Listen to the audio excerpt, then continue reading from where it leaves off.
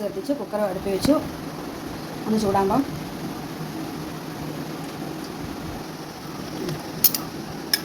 Cooker ചൂടായി. അതിനകത്തേക്ക് കുറച്ച് റൈസ് ഓയിൽ കടുക് പൊട്ടി വന്നിട്ടുണ്ട്. ഇപ്പോൾ കടുക് പൊട്ടി വന്നതിനകത്തേക്ക് നമുക്ക് ഇത്തിരി വെളുത്തുള്ളി ഇഞ്ചിയും കൂടെ ഇട്ട് കൊടുക്കാം. വെളുത്തുള്ളിയും ചെറുതായി അരിഞ്ഞത്, ഇഞ്ചി ചെറുതായി അരിഞ്ഞത്, കുറച്ച് വെളുത്തുള്ളി, ഒരു 2-3 അരി വെളുത്തുള്ളിയും ഒരു ചെറിയ കഷ്ണം ഇഞ്ചിയും കൂടെ അരിഞ്ഞത് അതിനകത്തേക്ക് ഇട്ട് കൊടുക്കാം. ഇനി നമുക്ക് അതിനകത്തേക്ക് ഒന്ന് വഴണ്ട് വന്നപ്പോൾ അതിനകത്തേക്ക് ഇത്തിരി സവാള ഇട്ട് കൊടുക്കാം.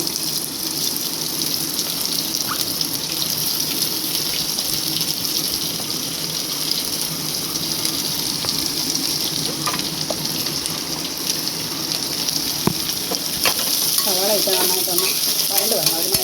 ഒരു ചെറിയൊരു ബ്രൗൺ കളർ ആകുന്നത് വരെ നമ്മളിങ്ങനെ ഇളക്കിക്കൊണ്ടേയിരിക്കും. ചെറിയൊരു നല്ല കളർ മാറി വരുന്നുണ്ട്, നല്ലൊരു ബ്രൗൺ കളറായിട്ട് വരുന്നുണ്ട്.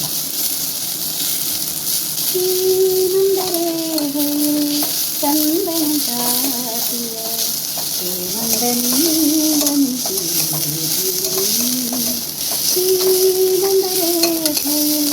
ചന്ദനം ചാത്തിയ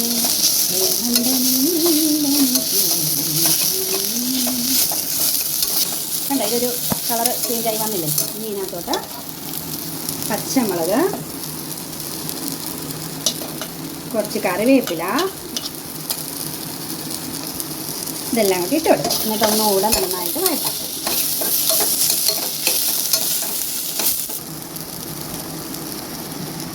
നന്നായി വരുമ്പോഴത്തേക്ക് നമുക്ക് ഇച്ചിരി ഉപ്പിട്ട് കൊടുത്താൽ പെട്ടെന്ന് എല്ലാം കൂടെ ഒന്ന് വഴണ്ട് മിക്സായി കിട്ടും.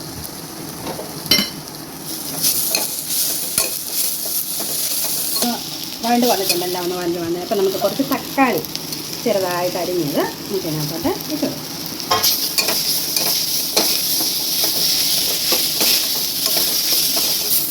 ഇനിയിപ്പോൾ എല്ലാം ഒന്ന് വഴണ്ട് വന്നു, തക്കാളി ഒന്ന് ചെറുതായിട്ടൊന്ന് വഴണ്ട് വന്നു. ഇനി നമുക്ക് അതിനകത്തോട്ട് പൊടികൾ ഇട്ട് കൊടുക്കാം.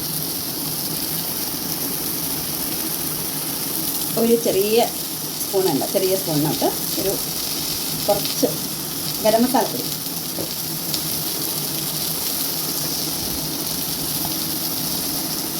ഒരു 2 ടേബിൾ സ്പൂൺ മല്ലിപ്പൊടി,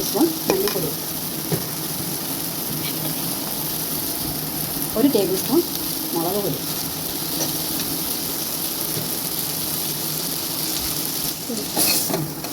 ഇതെല്ലാം കൂടി ഇട്ട് നന്നായിട്ടൊന്ന് ഇളക്കി ചൂടാക്കി കൊടുക്കാം.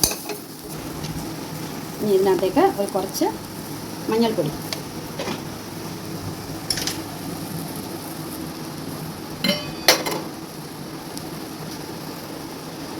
ആവശ്യത്തിന് ഉപ്പ്, കുറച്ച് ഉപ്പും കൂടി ഇത്ര ഇട്ടിട്ട് നമുക്ക് നന്നായിട്ട് ഇളക്കി യോജിപ്പിച്ച് ആ മസാലകളെല്ലാം കൂടി ഒന്ന് നല്ല ഫ്രൈ ആയി കിട്ടുന്ന രീതിയിൽ ഒന്ന് ഇളക്കി കൊടുക്കും. ഇപ്പോൾ എല്ലാം കൂടെ നല്ല എല്ലാം കൂടെ നല്ല മസാല എല്ലാം കൂടെ നല്ല ഒന്ന് റോസ്റ്റഡായി, നല്ല അതിൽ എല്ലാം ഒന്ന് പിടിച്ചു, ഉപ്പും എല്ലാം കൂടെ ചേർന്നൊന്ന് പിടിച്ചു. ഇനി നമുക്കിതിലേക്ക് ആവശ്യത്തിന് വെള്ളം ഒഴിച്ചു കൊടുക്കും.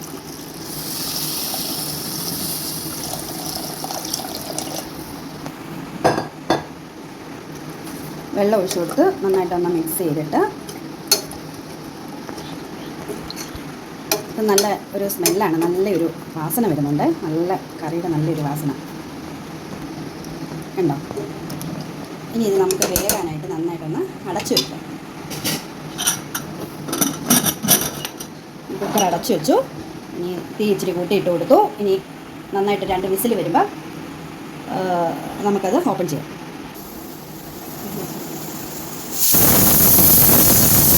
ഇപ്പോൾ 2 വിസിലായേ, നമുക്ക് ഗ്യാസ് ഓഫ് ചെയ്തിടാം. ഇനിയിപ്പോൾ നമുക്കത് എല്ലാം ആവിയൊക്കെ പോയി, പക്ഷേ നമുക്ക് തുറക്കാൻ പറ്റും. കണ്ടോ, നമ്മുടെ കറിയുടെ ഗ്രേവിയൊക്കെ റെഡി ആയിട്ടുണ്ട്. അത് നമ്മൾ തുറന്നെടുത്തു. എൻ്റെ വെന്ത ഗ്രേവിയൊക്കെ ശരിയായിട്ടുണ്ട്. ഒന്ന് ചെറുതായിട്ടൊന്ന് ഉടച്ചു കൊടുക്കണം. നല്ല കണ്ടോ, ഗ്രേവി റെഡിയായി. ഇനി നമ്മളതിനകത്തോട്ട് പുഴുങ്ങി വെച്ചിരിക്കുന്ന മുട്ട ഇത് ഇട്ട് കൊടുക്കാം.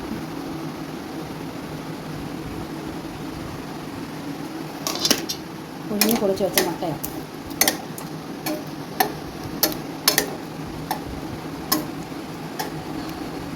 ഇതിനകത്ത് മുട്ടക്കറിക്കകത്ത് പഞ്ചസാരയൊക്കെ ചേർക്കും.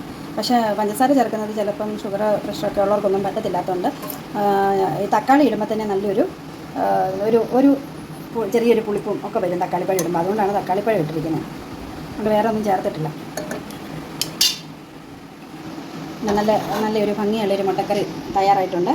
ഇത്ര എളുപ്പത്തിൽ നമുക്കിത് തയ്യാറാക്കാൻ പറ്റും. അതുകൊണ്ട് എല്ലാവരും ഇത് ട്രൈ ചെയ്ത് നോക്കണം. എല്ലാവരുടെ അഭിപ്രായങ്ങൾ പറയുകയും ചെയ്യണം. ശരി എന്നാൽ ഓക്കെ, ബൈ.